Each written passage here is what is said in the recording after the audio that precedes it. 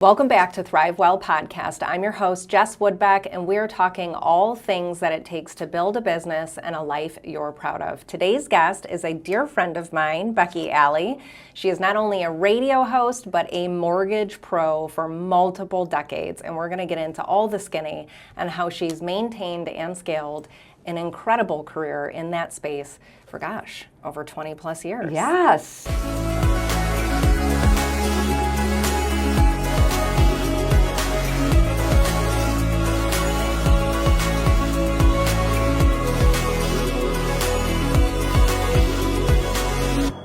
Welcome, Becky Alley. Thank you. We're going to put like mortgage queen in there too somewhere. That's right. Energy mortgage queen. Yes. I love it. All right. Talk to me about a couple of things here. I'm reading through the notes because you have so much time on task in this industry. So you work for Capital Mortgage Funding. Yes. So Capital Mortgage Funding, powered by CMG. We can officially announce that it's going to be Bank CMG. Huge. So that is definitely a giant shot in the arm as far as the changes that we're going to be able to make in the industry, right? It's all about that positive evolution and that footprint that you are putting in this industry, really. Well, so talk to me like I'm a layman, right? Like I'm a regular person. I don't know anything, and I don't mean regular people or laymen's. I just but like, who are you? If you're not in the industry or the specialty, you tend to not know as much as somebody who is. So why does CMG moving to being a bank? Why does that matter? It matters because it's very difficult to do, first and foremost. not even 1% of mortgage lenders actually succeed in becoming a bank. Okay. That is a footprint and a note that people try to obtain for decades. Like my previous company, they attempted to become a bank for 10 years. Wow. And they get right down to the end of it and they're like, no, it's not happening. What's cool about this scenario is sometimes the bank acquires the mortgage company because they need something to run that mortgage division. But what's unique about us is we actually acquired the bank. So that allows us to still have that nitty gritty, boots on the ground mortgage feel with like that on steroids kind of expansion where now you're licensed in all 50 states. Like no one can even get in New York sometimes. So now we're going to automatically be everywhere you want to be, like Visa, okay? If you want to sponsor me, that's cool too. But we're going to be everywhere, and it's going to allow us to open more doors for people, because this is what it's about. It is about how can we take what we know and help the people that can't otherwise be helped, but then do all the things we've always done. So I'm pretty excited about that. Just the reach that we're going to have. So for you personally, as a loan officer here in Michigan, I know you're licensed in other states, but let's pretend you're not for a second. This means overnight, when it's official, you're now licensed in any state. You can do business in any state. Correct. So for a consumer, that's massive, right? You don't have to look elsewhere. If you know Becky from Michigan, you can know Becky in Indiana. Yeah, but it's also like that, I'm going to go where you grow. You don't have to go, like you're saying, in another state with a stranger. Right. Like I'm going to have that same vibe, that feel, that connection, that family that you're going to get here in Michigan. I can now follow you to Indiana. I can follow you to Colorado. I can follow you to Florida and already have those relationships as it is, because when you're in the business as long as we have been, as you know, you make connections. And then now it's a blessing for me to be able to now do someone's child's loan. Yeah. That evolution of someone's family and their expansion, and you get to be a part of that wherever they go. I don't take that lightly, nor does anyone that's really in this business. A referral is everything. It is. It is everything. I think it's a nod to the work and service, right? I mean, no one's going to repeat business with you if the first time was crap. And so I think it's a big nod to like, hey, I know what I'm doing, I care about what I'm doing, and I showed that to you through the service I provided. So does a bank change products? Does it change what you can offer outside of now I can go anywhere in the US of A? Yeah, so like, banks, like you have the big box banks, right? So just to kind of put it in like a little cookie cutter thing, a bank sometimes can offer community lending programs because they have to service, maybe a minority community or something like that that might have not had the same shake as somebody else. Okay. So they have access and they have to do certain things, in the banking world. So not only do we have access to the same things we've always done, but now we're already going to have community lending that's not going to be based around a first-time buyer. If someone is in, around 80% of the area median income, so what that would mean is, like, let's just say the average income is $140,000, and then that takes you down to $80,000 in that area. Anyone in the United States of America, if you are around $80,000, you can qualify for this program. That would be up to 2% of the purchase price, up to $6,000, and it's a grant, meaning that you don't have to pay that back. So those are things that we're going to be able to just bulldoze and help someone that otherwise couldn't purchase a home because maybe they don't qualify for a cookie cutter program that they didn't fit into. It's really just seeing different options for everybody and presenting the best programs for them. Awesome. Awesome. So much wider opportunity for clients. Yes. Huge. So it's not just first time buyers, it's for everybody. And you have new construction. I mean, it's home equity line of credit. I mean, there really isn't anything that we can do. I believe we're even going to have a commercial division. Wow. So that is going to be just life-changing for a lot of people. Yes, huge. Well, and that brings me to the fact that you've been in the business 22 years, right? Yeah, isn't that crazy? I mean, that's wild. I started when I was 5, everybody. That's wild. 22 years. So you've seen quite a bit. I mean, you've seen some major cycles in the marketplace. You've seen us up, you've seen it down, and everything in between. What would you say when you look back? Are there few first big lessons that you learned that you've carried forward in the 22 years you've stayed here? Ooh. I mean, how much time we got? I mean, that's like, I've grown up in this business. I was 21 when I started, and I didn't even know what a note was.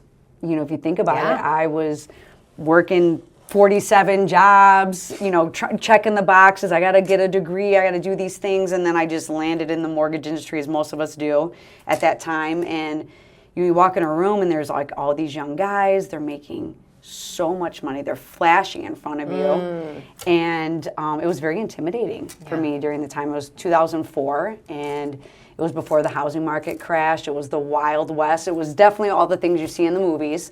Wolf of Wall Street. I was just going to say, I've got the images from Wolf of Wall Street. It was the things. And so here I come all bright-eyed, bushy-tailed, and innocent, and being like, what are you saying? Like, what, you made that 2 times this month? Oh, this is $20,000. I'm going to get another check like that. And that scared me, Jessica. Yeah, it's overwhelming. It was very intimidating. And, but I very quickly, to button that up is I realized very quickly what my voice was going to be in that room. Once I kind of watched the chaos around me, it kind of slowed down a little bit, and then I just started realizing that's my grandma you're talking to on the phone. You'd hear the sales part of it, and then you felt the ick that came after it because it wasn't in alignment with my core values. And again, I have no shame for anybody because they didn't know any better either. They were just making money. They remove the human element, as most people do, not all, some, remove that and it becomes transactional. And then as I'm sitting in this room, I was like, it doesn't feel good. So I learned how to be in alignment with my integrity and also qualify someone properly with a mortgage that I felt that they could pay back. And so you're talking 2004, that kind of thing. So, it took me about 6 months. I mean, I was poor. I was so broke. I think my account was in the red, and I needed to make money. And I had this moment where I was like, I have to get out of this because I have to make money because no one was coming to save me. And then right when I had that moment of it's do or die, it was October, it's Christmas, it's all the things. I just punched it a little bit more and I just slingshot. And I understood, it was like a slingshot to the top, still doing the things, but I knew how to navigate that space and it almost became slow motion for me. Okay. And I knew how to communicate to people on the phone. I said no to people on the phone. And then 2006 happened and, I bought a house, right? Bought a house, top of the market. I did the right thing at the wrong time. But during that time, I lived very under my means because keep in mind, I was around these guys that had these Flashy. flashy houses, materials. cars, Yeah. the things. And that scared me so much that I was used to spreading a dollar very, very long, because it wasn't very long ago because I was broke. Right. And so I started to make money, bought a house in 2006, lived very under my means, and then the housing market collapsed in 2007. And all this money that we're making, you're now a fraction of that. Right. And I was so grateful that I knew how to reel my finances in so tight that I never got out of the business. I was able to still function in my space with integrity, but I was doing refinances when there wasn't anything to refinance really, but I was still doing it in alignment with myself. So some advice I would say in that brief, long story would be live under your means, right? But a voice where you're being authentic to yourself, that is going to carry you much further in life than living very flashy and showy and doing things because you take that human element out of it, because the people that did that, they're not around. They got out of the business, and then they had to get regulated, and they couldn't get licensed because they had foreclosures and all these things. And so definitely be authentic to yourself and your core values, because trends will come and go, but if you don't know where you came from, you don't know where you're going. Yeah, I think the thing I'm hearing the most in there is integrity. And a lot of people will say like, oh, that person's got such great integrity, and they're watching them in a room, they're watching them on stage, they're talking about the business they built. And for me, integrity is what happens when nobody is privy to who you are, to what you do, to what you have. And that's where it shows up. When the cameras are off, when social media is not a thing, when you're talking to the people you care about or people that you can't gain something from, that's where it shows up. And it sounds like you saw that loud and clear, and you were like, ooh, not in alignment with me, and all the flash and all the sales of things people really weren't benefiting from. Yeah, I'm for sure. Like, what you practice in private comes out in public. 100%. 1,000,000%. And nothing against any. I learned so much during that time. And then I started with Capital, which I've been with since. So I was with the same group of people because I was loyal to a fault, right? Stayed a little bit longer than maybe I should have. And then I started with Capital Mortgage Funding in 2010. Okay. And I've been with them ever since. Amazing. And it was, for me to transition from, like, I was a broker then, and then to step into Capital is more of a professional setting. And it felt a little bit more comfortable for me I was around people that were more understanding of people aren't transactional. They're not transactional. These are real people. And we have a responsibility to change these people's lives, and it's just manifesting through mortgages and real estate, but that comes with a sense of like self that you have to carry them, and you have to make sure that you are doing right by them. Yeah. I think you said something that's so important for anybody who's in a sales position is the people we're serving are in the moment you're serving them, that moment, whether it's a house, a mortgage, what other things do people buy? I'm like, that's all I know. That's all we buy. That's all we buy. Houses and notes. That's it. Cars, Monopoly, whatever, for life. yeah. Cars. Yes. So in that moment, they're not transactional. Like, this is the one thing they're doing for several years. And a lot of times, professionals who've been in this business for so long, you lose sight of it. You get desensitized. It's happening right now. It becomes that transactional. And I believe this next year, while the market's going to be fine, it's going to be great, it's going to support the work, yes. I think what we're going to find is the consumer is getting smarter. The consumer has access to things that we thought they'd never have access to. We all have a PhD in our pockets, so they're going to know more than you now. So it requires that you are more skilled. You do have great service. You have a reason for them choosing you, and not the transactional person. Because if they get everything they need here, they just need somebody to dot the I and cross the T. And so what if the consumer does become transactional? Now what? And I still believe in those moments you can differentiate yourself and say, sure, you can know what you know, but you'll never get the service I can provide you. And that's where it's going to come in. Yes, I think that is definitely going to be the deciding factor, because, like right now things are transactional.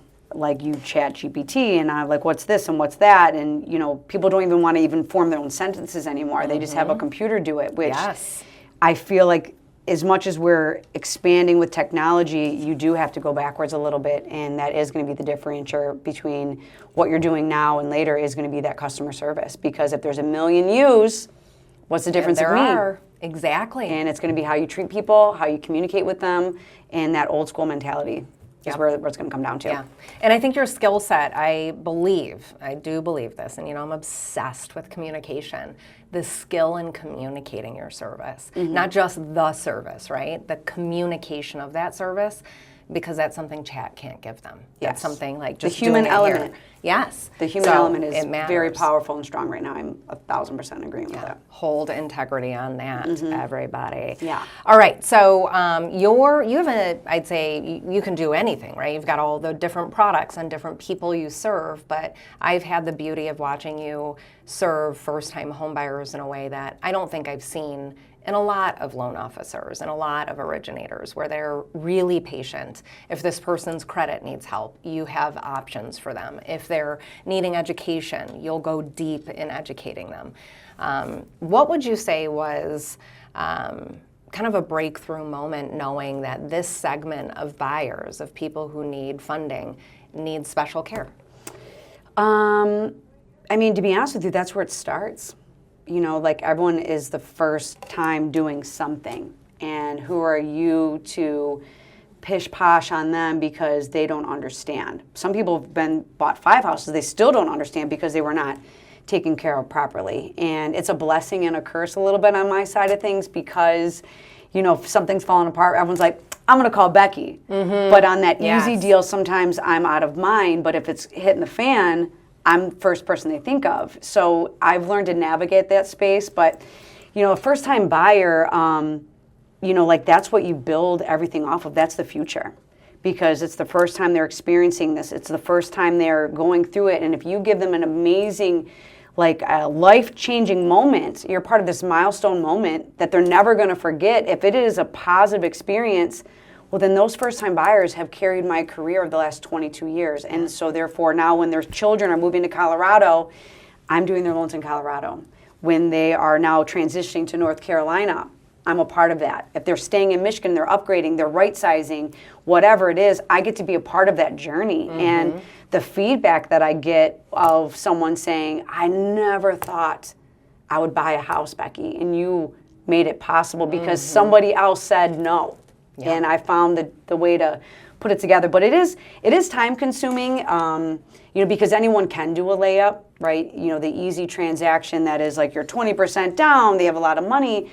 Yeah, I can close those in 7 days too, all day long, right? But, but when you can be with an alignment with agents and referral partners that be like, dang, Becky can do the easy, she can do the middle, she can do the hard, and I know that if she says she's gonna see this through, we're seeing it through. Yeah. I was told sometimes like that I don't do a good job communicating outwardly what I really do behind the scenes. And some people have asked me to maybe talk about it a little bit more openly. Yeah.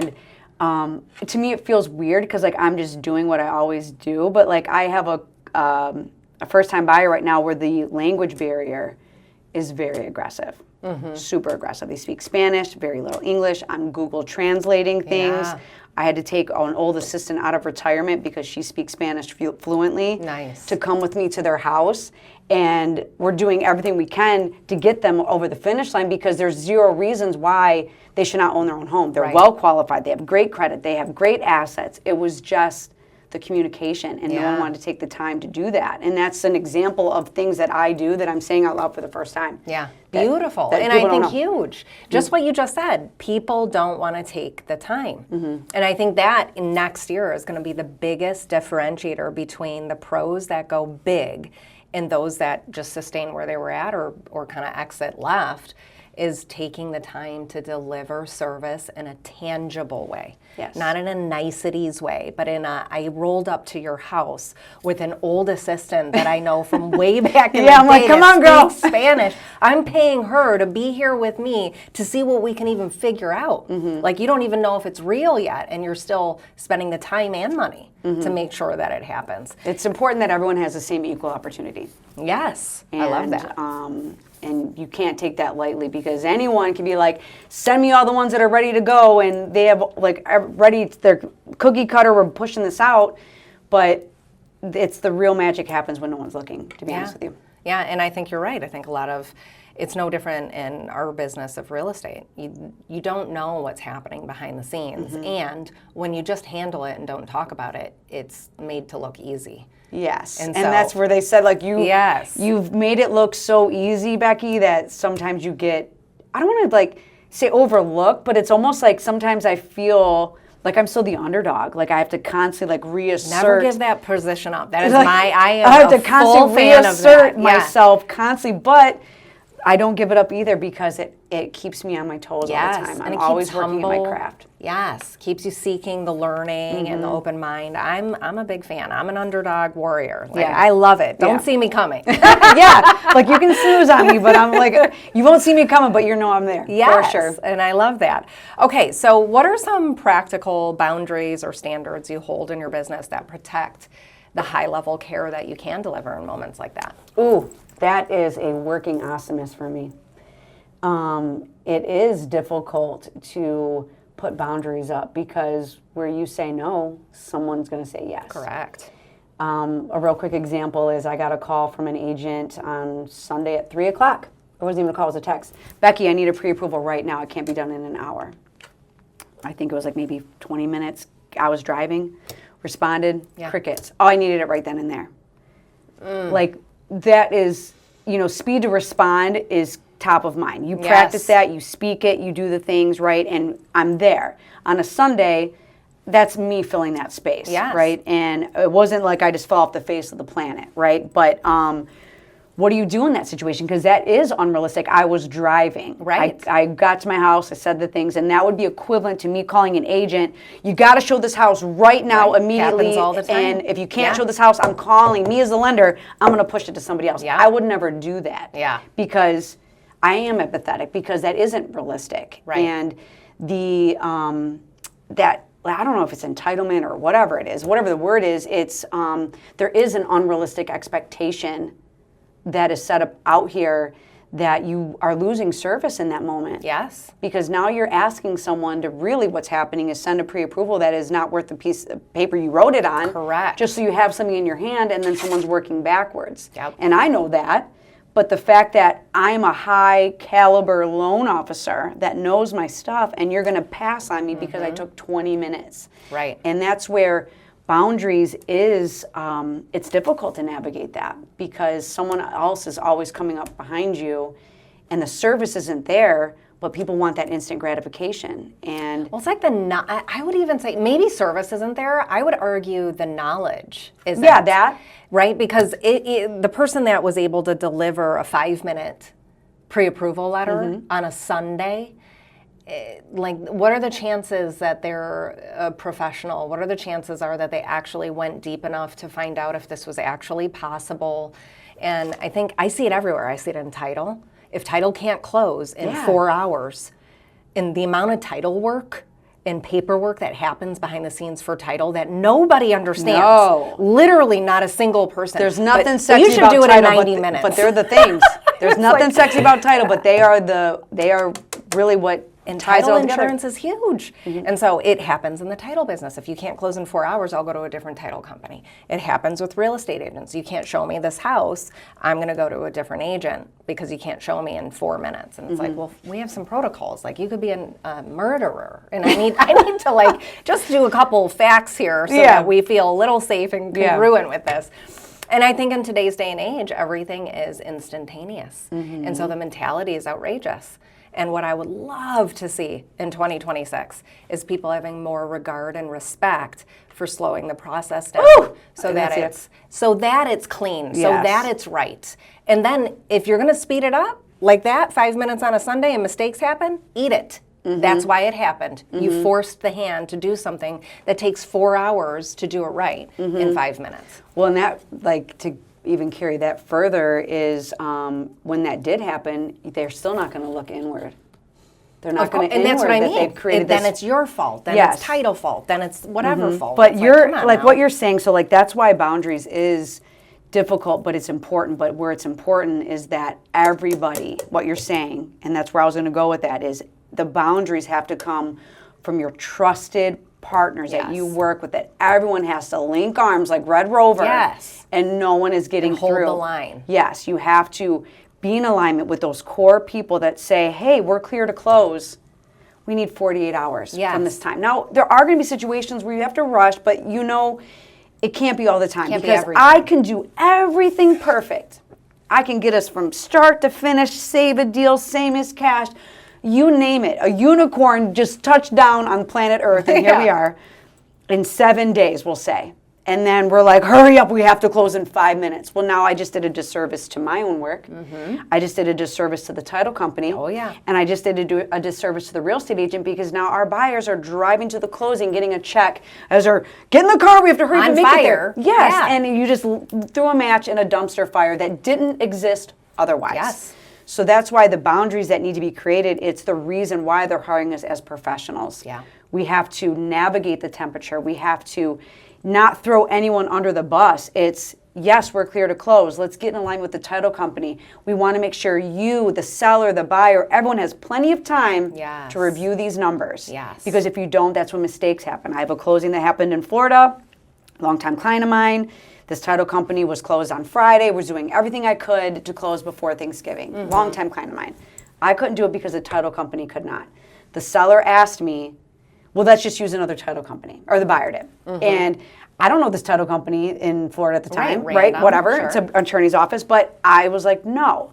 Because for me to switch this all around at the last minute, too many mistakes. It's still not gonna happen. It is what it is. We're not gonna close on the 1st.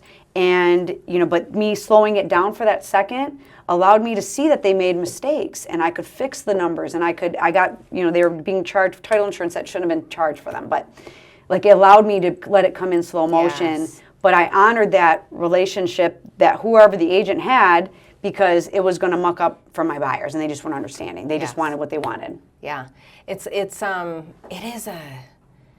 a never-ending, perplexing problem to solve. Yes. And we run contract management for realtors here, and it's the same thing. Like, they want an offer written in 2 minutes, and it's like, well, if we write an offer in 2 minutes from the time you contacted me, chances are we're probably going to have some mistakes. And then, because you weren't ready and the buyer actually wasn't ready, this wasn't formal, now we're redoing the offer, and now we have 2 hours on this one thing that, had you just slowed down, made sure the buyers felt comfortable, made sure you were comfortable and confident, and then we wrote, we would have done this in 15 minutes all day. So it's in every aspect of the transaction, and I am on a mission to clarify it, to slow it down. So that's why I like the boundary. Like, there is no clear answer, because even like I'm holding a line on a Sunday. Like, okay, I'm going to get to where I'm going safely, but that line I held for myself on a Sunday, which was 20 minutes. Yes. It cost me maybe a transaction, or maybe or whatever it cost me. Maybe it didn't cost me. Maybe it was a blessing in disguise. I was no part of it. That's how I take it. Yes. Because what's for me is not going to miss me. I so believe that. So true. But you have to be in alignment with the right people, and I feel like this moment, those moments, expose all of that, which such clarity for me. It's almost like Sesame Street. One of these things just doesn't belong. It is so glaring. Yeah. So glaring that it's almost intolerable for me now. Yeah. And you know, I honestly do believe the consumer pushes so hard that the people helping the consumer, and they don't know any better. The consumer doesn't, we can't even blame them. They don't know any better. And it's the professionals' jobs to go, hey, here, let me set some expectations. Let me keep setting expectations over and over, because then what ends up happening is the realtor jumps, and then jumps the LO, and then jumps the title and then you company. jump the TC. Yes. And I just had a conversation with a real estate office yesterday about this. Like, I literally went in the TC's office and was like, what are your pain points? Like, what is it? Yeah. And they said the agents are so afraid to say no that it pushes us in such a box that we can't even function in it. And everything's urgent, so nothing's important. Yes. Everything's important. So, I know. And so I was like, okay, so I took that and I relayed that to an office full of agents, you know, just like the things that they're afraid to say, I'm going to say it. There's a lot of times where sometimes there's real estate agents that are afraid to talk to the listing agent. Right. Because they don't know how to properly communicate what is truly happening because they're afraid of the word no. And there's, as you know, you practice it, you try to get people to tell you no. Yes. Because there's a yes on the other side of a no. Yes, and it's our job as professionals. There's a reason why they hired us. To slow it down. Yes, it's not our job to be a circus freak show that is doing just ungodly things to get the biggest transaction of your life done in 2 days. It's going to feel like that. Let's not do that. Trust me, you don't want it done that way. Let's warm up. Let's warm up, yes. Yes. Okay, so in your bio, speaking of clients, client journey, experience, it says strategy meets heart and clients become family. So what does that look like on a Tuesday afternoon for you? Well, give us a real example. Today? Oh, today is Wednesday. So this was last night. I have someone that is close to me, actually, or an agent that's close to me referred someone that's close to them. They're trying to buy. They found out that the house that they're renting, their landlord wants to sell, and they're giving them the first right of refusal. So this call comes in at 8 o'clock at night, and there's some things working out. Like I took the call, pulled the credit, did the things, and I worked on that file till probably 10 o'clock last night. Because it was important for them. They were panicking a little bit. They're giving them a 60-day notice. They wanted to know, can I even afford to buy this house? It's in like Boston Edison district. That's a very expensive place in Detroit to purchase. It's up and coming. I mean, the houses are anywhere from $600,000 to $800,000.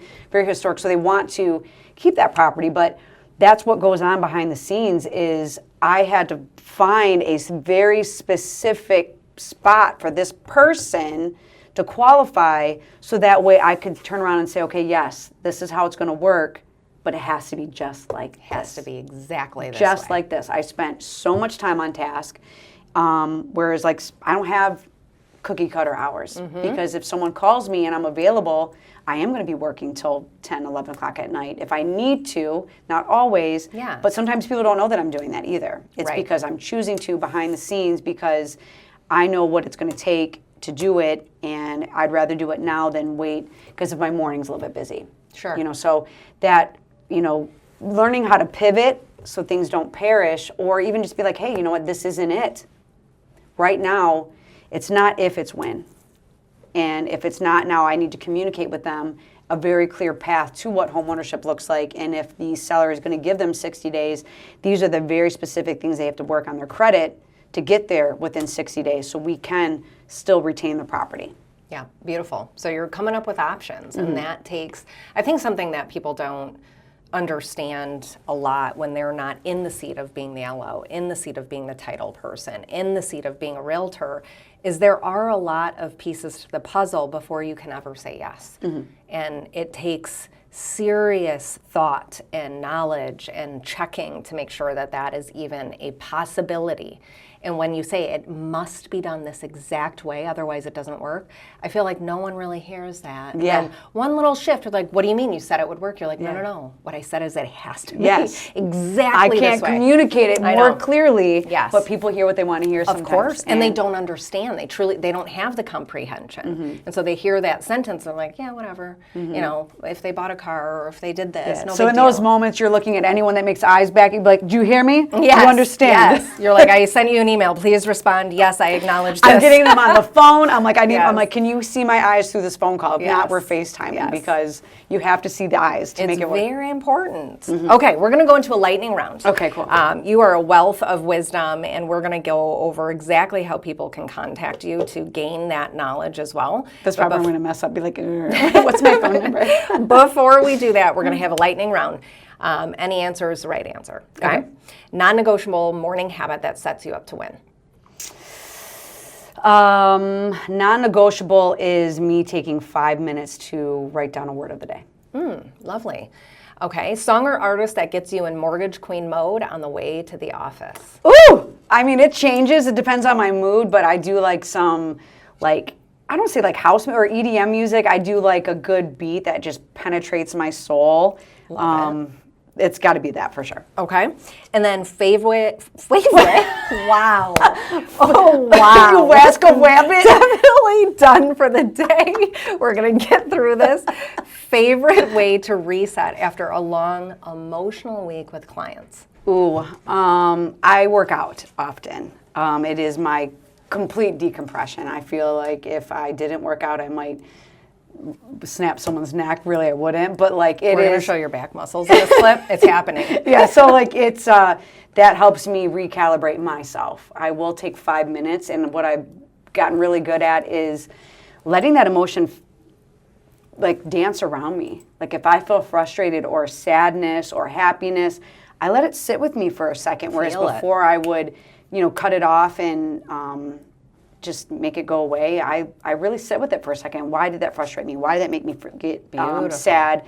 And it's been life-changing for me over the last 12 months. Yeah, that extreme ownership. Huge, huge. Well, thank you. You are a powerhouse. This has been a powerful conversation, Yay. per usual. I super appreciate the honesty and transparency, and I feel like anyone that listened here today knows your heart and soul in your work and your reasoning behind a lot of the things that you do. Before we wrap up, I ask every guest the same question, which is, in honor of ThriveWell, what is one practice or belief that helps you not just succeed, but truly thrive well in life and business? I would say, especially right now, it's magnified, is being your truly authentic, beautiful, bold, bright self. Because a lot of people hide in plain sight. And when you can be in total alignment with yourself, the amount of blessings and people that used to dance in the background come so forward in your face that it is a beautiful thing. So if you can do anything, be yourself, your unapologetic self, and beautiful people and places and things and opportunities are just naturally going to come to you. Love that. Love that. And I couldn't agree more. I think there's something about when you're a woman in business, you learn to mask, thinking like, I have to do this to survive, to thrive. And then you forget to unmask.